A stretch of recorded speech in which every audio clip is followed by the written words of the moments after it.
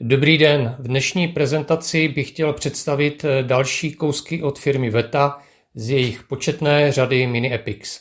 Jedná se, jak víme, o docela malé a finančně a prostorově nenáročné figurky s širokým záběrem různých tematických okruhů od těch herních až po ty filmové.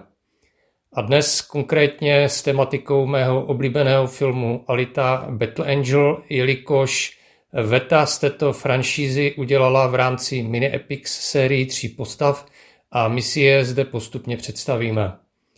Bude se, jak zde vidíte, jednat o samotnou Alitu, dále pak obětavého doktora Ida a také záporáka lovce kyborga Zapana. Ústřední postavou, kolem které se vše točí, je bezesporu Alita. Zde stvárněná tak jako všechny kousky ze série Mini Epics mírnou formou karikatury, avšak z rysy, podle kterých ji bezpečně poznáme a identifikujeme. Balení figurky je jako vždy formou blistru, kdy přední strana je průhledná pro volný náhled na figurku a ta zadní s vyobrazením ostatních postav z této konkrétní série. Jelikož filmová Alita byla sama o sobě malé postavy, je i tato figurka oproti ostatním v této sérii docela nevysoká a její celková výška je pouhých 12 cm.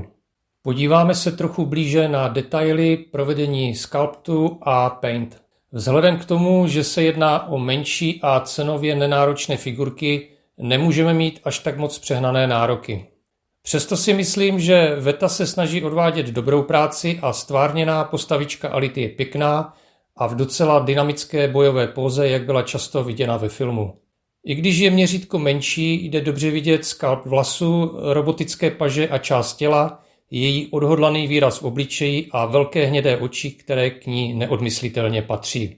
Možná bych jen s ohledem na to, že má outfit, který odpovídá tomu, co měla na sobě, když byla v baru plném lovců, bych ještě její obličeji doplnil o 2 červené pruhy pod očima, které si namalovala krví zabitého pejska, jenž se postavil na její obranu. Jen takový detail, ale ty přece, jak víme, vytvářejí celkový dojem. Druhý v pořadí dnešní recenze a prezentace je záporná postava, kterou zde zastupuje lovec Zapan, který, jak si pamatujeme, si tak moc zakládal na svém fešáckém obličeji, až o něj nakonec ve filmu díky Alitě přišel. Figurka se opět nachází v barevném blistru, kde je možno si ji hned prohlédnout a z druhé strany je taktéž, i když v trochu jiné barvě, spodobněna opět celá skupina s tématikou této franšízy. Zapan je zde, tak jako ve filmu, přeci jenom oproti Alitě výrazně větší a tak celková výška této figurky je 15,5 cm. Celkový postoj není sice až tak agresivní a v pohybu jako u ostatních dvou, ale je to takové to ticho před bouří, o čemž svědčí i připravený meč v jeho ruce. Při prohlídce této figurky je vidět, že Zapan má ze všech 3 postav nejvíce propracovaný skalp, což je nejlépe vidět na jeho zádech, kde se Weta nejvíc vyřádila a moc se jí to povedlo. Stejně dobře provedené jsou i jeho ostatní robotické paže a nohy a celkový dojem je velice pěkný. Taktéž oceňuji bonus v podobě věrně spodobněného meče, jak byl k vidění ve filmu a který měl ostří vyrobené nanotechnologií a nakonec přešel, jak víme, do vlastnictví Ality. Jako posledního na řadě máme doktora Ida, který torzo Ality našel na vrakovišti, dal jí nové tělo a postaral se o ní. U tohoto kousku je taktéž blister, kde si můžeme prohlédnout popis, podobu figurky a jako u Ality jsou i zde na druhé straně k vidění ostatní postavy z této série. Jak je na první pohled patrné, díky zbraní, kterou doktor drží v rukách nad hlavou, je ze všech 3 figurek největší a celková výška je tudíž 17 cm. Zde je i malá výjimka oproti ostatním postavám, které jsou z jedné nedělitelné části, a to právě v této zbrani, která je ze 2 částí a musí se po rozbalení před vystavením zkompletovat. Při bližší prohlídce musím ocenit i takový detail jako skla brýlí z transparentního akrylu, které se lesknou a zvyšují celkový dojem.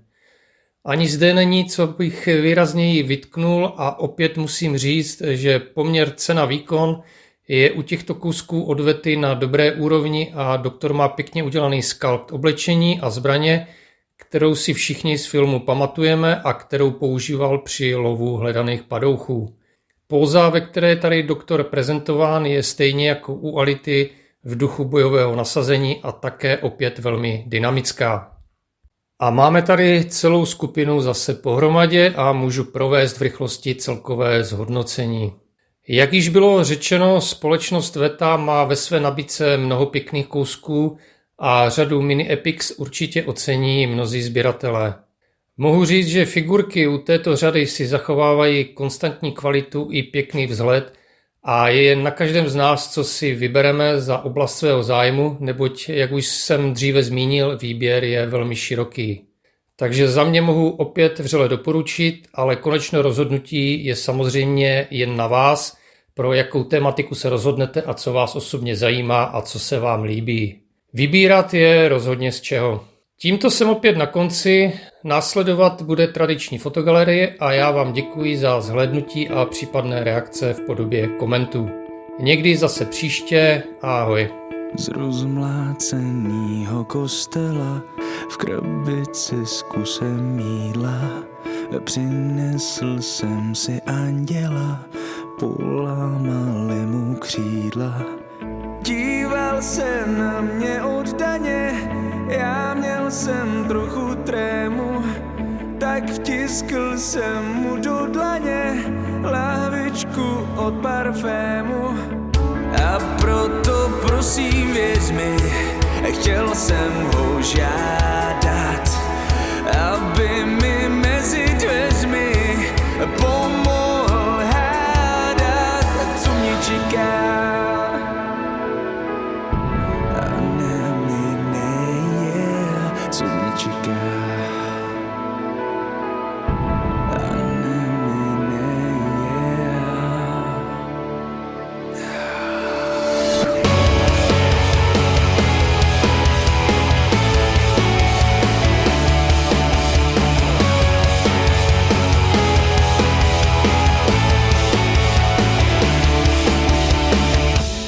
Sděloval u okna do ložnice, já křídla jsem mu ukoval, z musazní nábojnice.